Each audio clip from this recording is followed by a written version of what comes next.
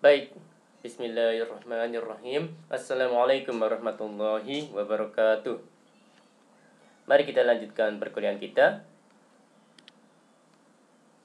Oke, topik perkuliahan kali ini adalah teknologi dan desain tempat kerja. Materi ini saya dapatkan dari internet dengan sumbernya adalah sebagai berikut. Oke, ini tujuan pembelajaran ya dari materi ini Mas dan Mbak. Yang pertama, mengidentifikasi dan menentukan teknologi inti organisasi. Mohon maaf. Yang kedua, menjelaskan dampak teknologi inti pada desain organisasi. Yang ketiga, menggambarkan model kompleksitas teknis, struktur, dan kinerja Woodward. Yang keempat, pemahaman lean manufacturing dan pabrik digital. Yang kelima, menggambarkan sifat layanan teknologi dan dampaknya pada desain organisasi. Yang keenam, mengenali departemen teknologi dan hubungannya dengan departemen desain. Oke, mohon maaf. Yang ketujuh, mengidentifikasi 3 jenis saling ketergantungan dan prioritas struktural masing-masing. Dan yang kedelapan, memahami job design, perancangan pekerjaan, and sistem sosioteknis. Oke, teknologi layanan, service, dan manufaktur. Teknologi mengacu pada proses kerja, teknik mesin, tindakan yang digunakan untuk mengubah input ke output. Teknologi mempengaruhi struktur organisasi. Memahami teknologi membantu menentukan bagaimana organisasi dapat dirancang untuk efisiensi. Teknologi inti yang berkaitan dengan proses transformasi. Teknologi inti yang berkaitan dengan proses transformasi untuk menyediakan barang atau jasa. Teknologi non-inti tidak secara langsung berhubungan dengan misi utama organisasi. Oke, ini terkait proses transformasi inti perusahaan manufaktur ya Mas dan Mbak sekalian. Jadi organization ini ada human resources, ada accounting, ini ada R&D, research and development. Kemudian marketing, ya ini sepertinya ya, ini adalah untuk yang manufacturingnya. Mohon maaf, ini perusahaan manufaktur ya. Jadi keseluruhan ini perusahaan manufaktur. Organizationnya ini organization manufacturing ya, manufacturing organization ya Mas dan Mbak sekalian. Ya, yang di luar ini non-core departments. Kemudian ya ini ada input, ada proses, ada output gitu ya Mas dan Mbak ya. Ini yang diproses. Kalau di sini core work processes, ada materials handling, ada mailing. Kemudian ada core teknologi di sini, kemudian ada inspection dan ada assembly. Ya, kalau inputnya di sini adalah raw material inputs dan outputnya adalah product or service outputs.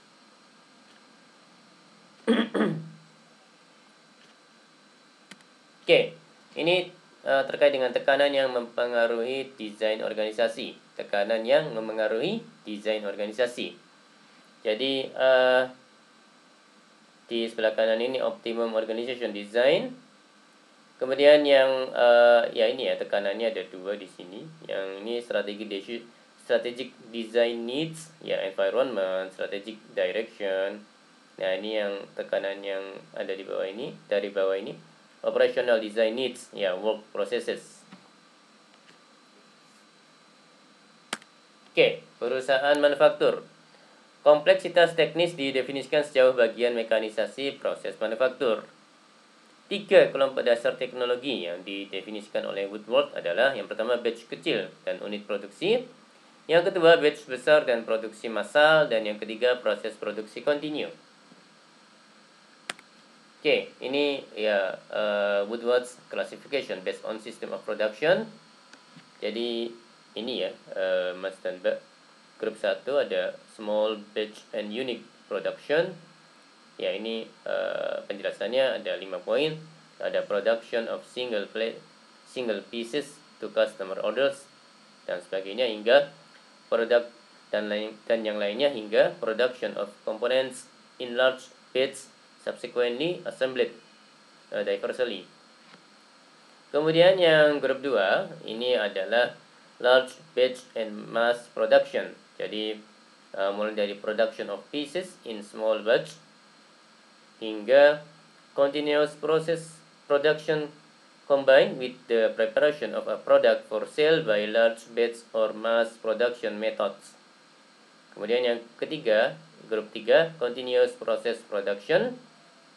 Ya, ini mulai dari mass production hingga continuous flow production of liquids, gases, and solid shapes.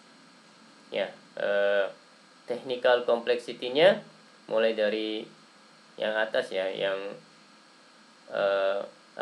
technical complexity-nya yang atas low, yang bawah high. Jadi semakin ke atas semakin rendah, semakin ke bawah semakin tinggi gitu ya Mas dan Mbak sekalian.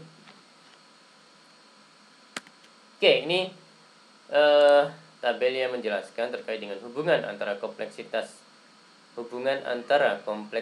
teknis dan karakteristik struktural.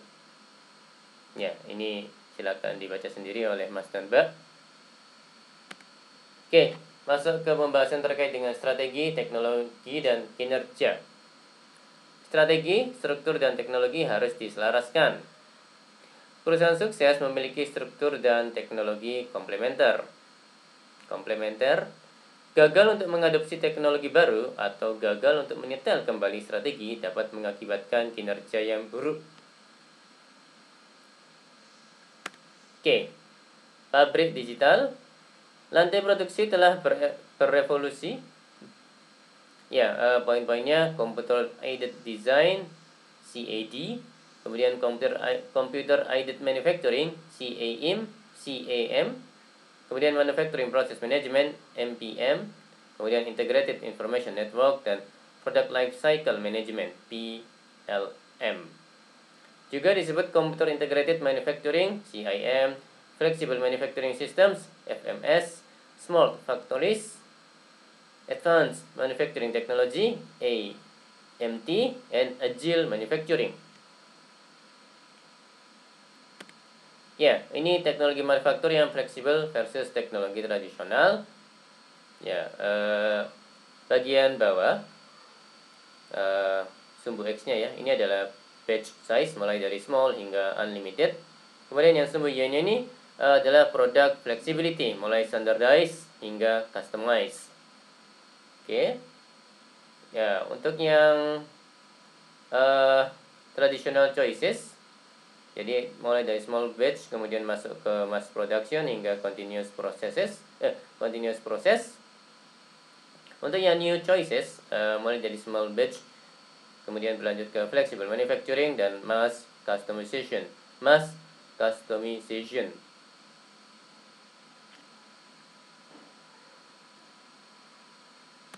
Oke, lean manufacturing. Karyawan yang terlatih pada setiap tahap produksi, mengurangi limbah dan meningkatkan kualitas, menggabungkan unsur-unsur teknologi, dibuat jalan untuk kustomisasi massal. Ya, menggunakan teknologi produksi massal merakit barang satuan untuk pelanggan dengan cepat dan biaya efektif.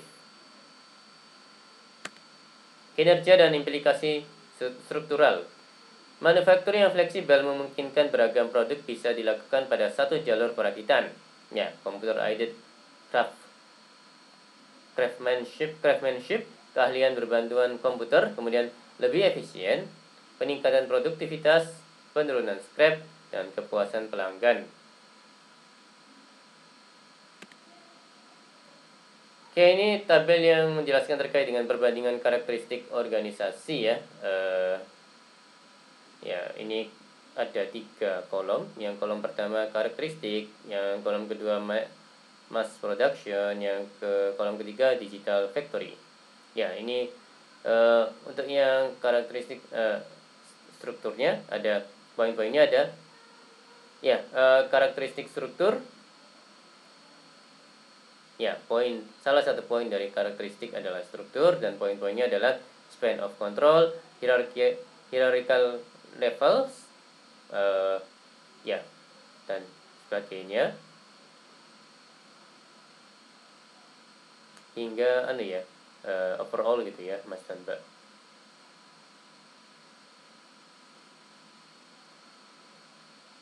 Kemudian karakteristik poin lain dari karakteristik adalah human resources, sumber daya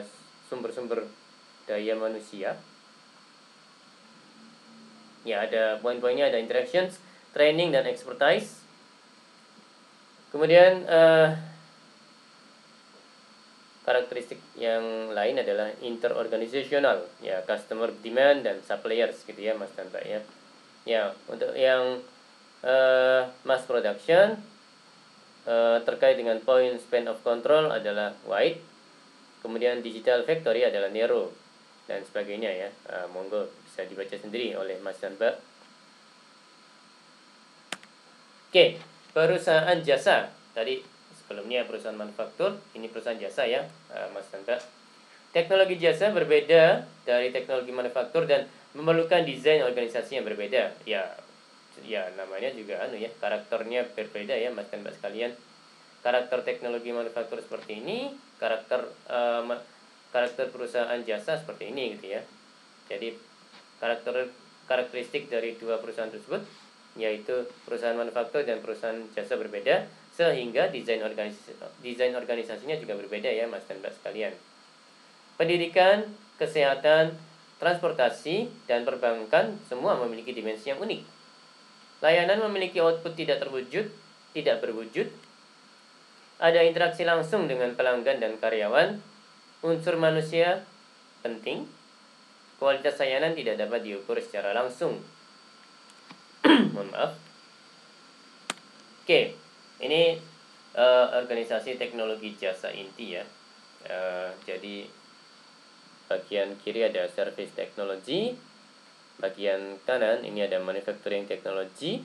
Untuk service technology, poin-poinnya ada intangible output dan yang lain hingga site of facility is extremely important. Kemudian untuk yang manufacturing technology, poin-poinnya mulai dari tangible product hingga site of facility is moderately important. Nah, ini service. Contohnya airlines, hotels, consultants, healthcare, dan law firms. Kemudian ini product and service ya di tengah-tengah, daerah abu-abu. Fast food outlets, cosmetics, real estate, stock brokers, dan retail stores. Kemudian ini yang produk ya, perusahaan manufaktur ya mungkin ya. Adalah soft drink companies, steel companies, automobile manufacturers, kemudian mining corporations, kemudian food processing plants. Ya, yang ini saya ulangi lagi, automobile manufacturers.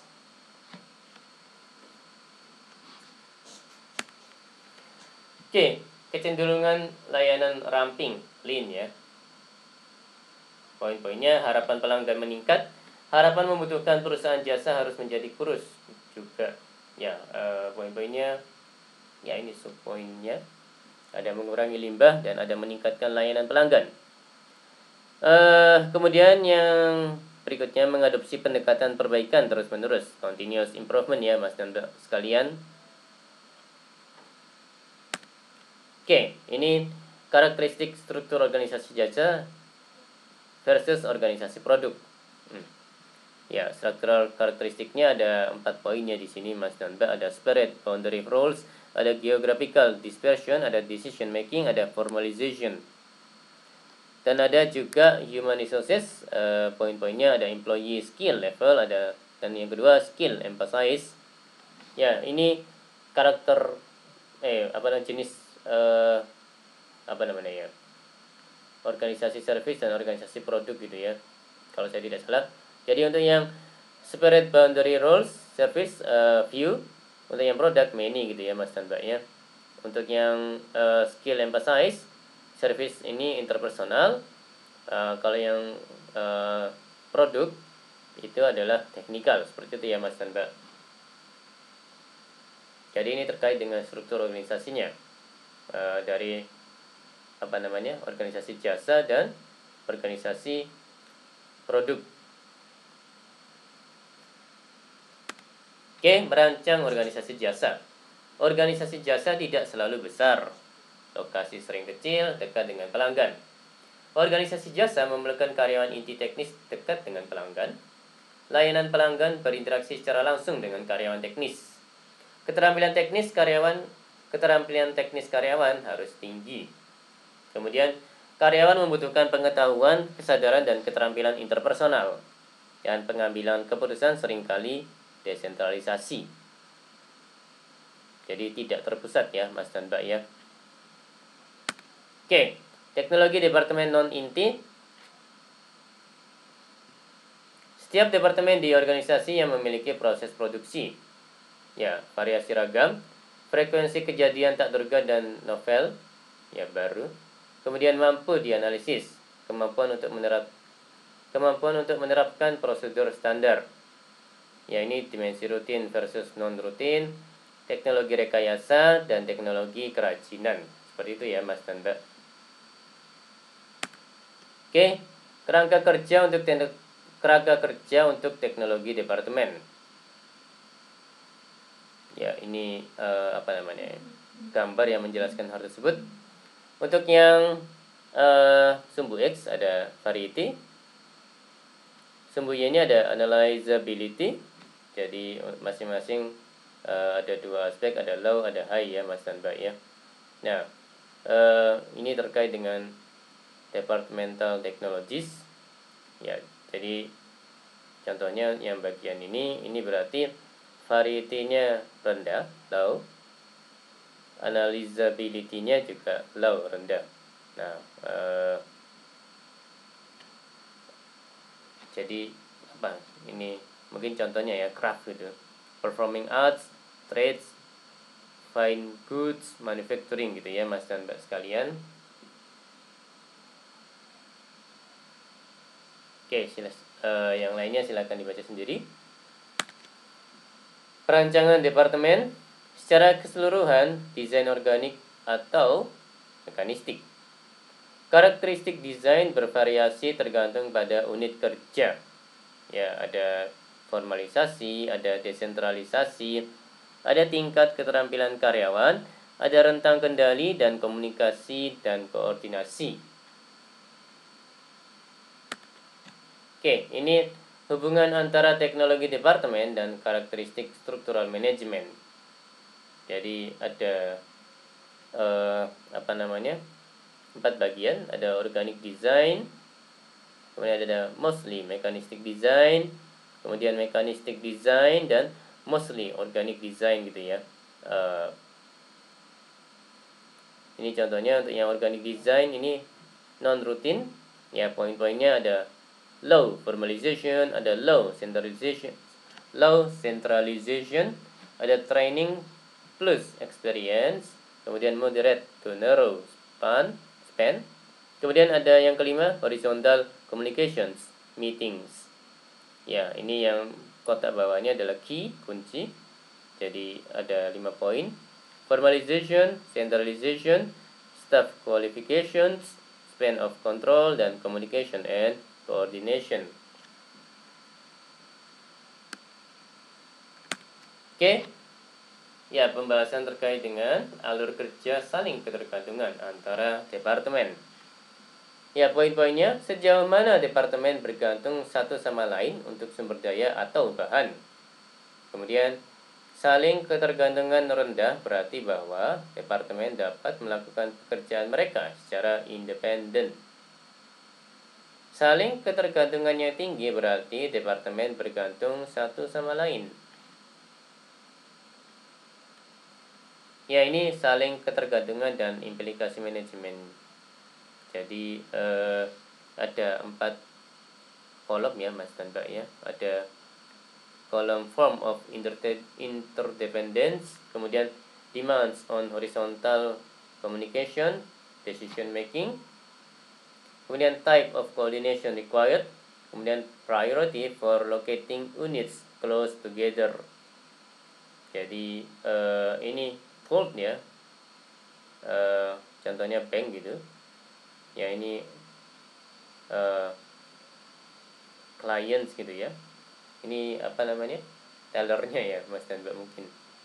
Jadi untuk yang fault ini, demands on horizontal communication, decision makingnya low communication, kemudian type of coordination required adalah standardization, rules, procedures. Ya, ini divisional structure, Kemudian untuk priority for locating units close together adalah low ya Mas dan Mbak. Oke, untuk dua lainnya, untuk sequential dan reciprocal, silakan dibaca sendiri Mas dan Mbak sekalian. Oke, ini saling ketergantungan antar departemen yang terlibat dalam proses keberangkatan penerbangan. Oh, ini jadi perusahaan pesawat terbang gitu ya, airlines. Jadi departemennya ada macam-macam ya, ada mulai dari operations agents, ada RAM agents, ada ticket agents, ada caterers, ada cargo handlers, ada mechanics, ada pilots, ada flight attendants, ada fuel attendants, ada cabin cleaners, gate agents kan. Kemudian ada juga baggage agents, seperti itu ya Mas dan Mbak ya. Ya ini ketergantungannya ya kompleks ya Mas dan Mbak. Oke, terkait dengan prioritas struktural dan implikasi. Poin-poinnya, interdependensi timbal balik harus menerima prioritas utama. Kemudian aktivitas timbal balik harus dikelompokkan bersama, dan koordinasi buruk akan menyebabkan kinerja buruk. Kemudian organisasi harus dirancang untuk saling ketergantungan. Ya, ini terkait dengan koordinasi untuk saling ketergantungan. Jadi ada mutual adjustment, ada planning, ada standardization ya Mas dan Mbak ya. Ya, bagian ini adalah coordination. Ini mulai ada high dan low gitu ya di masing-masing kutubnya. Kemudian ini adalah interdependence, ada reciprocal, ada sequential, ada pull gitu ya Mas dan Mbak. Dan ini coordination, ada horizontal structure, cross functional teams, relational coordination. Kemudian face to face communication, unscheduled meetings, dan full time integrators. Kemudian scheduled meetings, task forces, kemudian vertical communication, plans, rules gitu ya Mas dan Mbak ya. Jadi semakin ke bawah koordinasinya semakin rendah gitu ya, kalau saya tidak salah nangkepnya Mas dan Mbak. Oke, ini hubungan ketergantungan dan karakteristik bermain tim. Jadi ada tim baseball, ada tim football, ada tim basketball gitu ya Mas dan Mbak ya. Interdependence-nya untuk yang baseball pull, untuk yang football sequential, untuk yang basketball reciprocal. Kemudian untuk point physical dispersion of players, untuk baseball high, untuk yang football medium, untuk yang basketball low gitu ya Mas dan Mbak ya. Ya, sisanya silakan dibaca sendiri. Maaf. Oke. Dampak teknologi pada desain pekerjaan. Ya, dampak teknologi ada dua poin. Mohon maaf. Desain pekerjaan dan sistem sosioteknik. Ya, di sini ada desain pekerjaan, ada penyederhanaan pekerjaan, ada rotasi pekerjaan, ada pengembangan pekerjaan dan pembesaran pekerjaan. Pendekatan sistem sosioteknik mengakui interaksi kebutuhan teknis dan manusia. Oke, ini model sosioteknik system. Jadi yang lingkaran tengah ini design for joint optimization, ada work roles, tasks, workflow, goals and values, ada skills and abilities gitu ya Mas dan Mbak ya. Kemudian yang kotak kiri ini ada the social system, ada individual and team behaviors, ada organizational or team culture, ada management practices, ada leadership style, ada degree of communication openness, kemudian individual needs and desires. Dan ini the technical system, yang kotak sebelah sini ada poin-poinnya adalah type of production technology, ada small batch, mass production, digital service, etc. etc.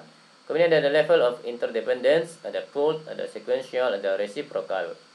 Kemudian ada physical work setting, ada complexity of production process, variety and analyzability, kemudian nature of raw materials, dan time pressure. Oke, esensi desain, poin-poinnya. Penelitian penting mencatat bahwa teknologi dan struktur dapat selaras. Ya, perlu usaha untuk menyelaraskannya, Mas dan Mbak ya. Teknologi jasa berbeda dalam cara yang sistematis dari teknologi manufaktur. Hal ini penting untuk menerapkan sistem manajemen yang benar untuk departemen, ya, disesuaikan dengan karakteristik organisasinya ya, kalau saya tidak salah. Saling ketergantungan antara departemen menentukan jumlah komunikasi dan koordinasi yang diperlukan dalam desain. Teknologi baru yang memperkaya pekerjaan untuk membuat organisasi menjadi tempat yang lebih bahagia untuk bekerja. Jadi, untuk meningkatkan efisiensi dan efektivitas, dan juga untuk menjadikan tempat kerja menjadi tempat yang lebih bahagia ya untuk bekerja ya, Mas dan Mbak ya. Itu fungsi dari atau hal yang harus dicapai dari hal yang perlu dicapai dari teknologi baru ya, Mas dan Mbak ya. Ya, semoga saya tidak salah.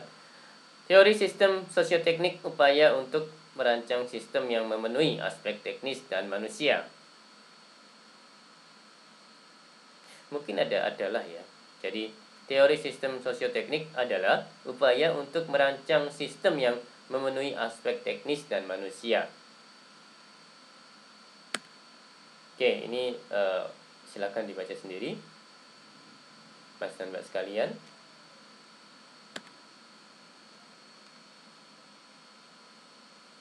Baik, demikian perkuliahan kali ini. Ya, terima kasih atas perhatian dan waktunya. Mohon maaf kalau ada hal-hal yang salah. Ya, kita jumpa lagi insya Allah di next kesempatan. Saya akhiri. Wassalamualaikum warahmatullahi wabarakatuh.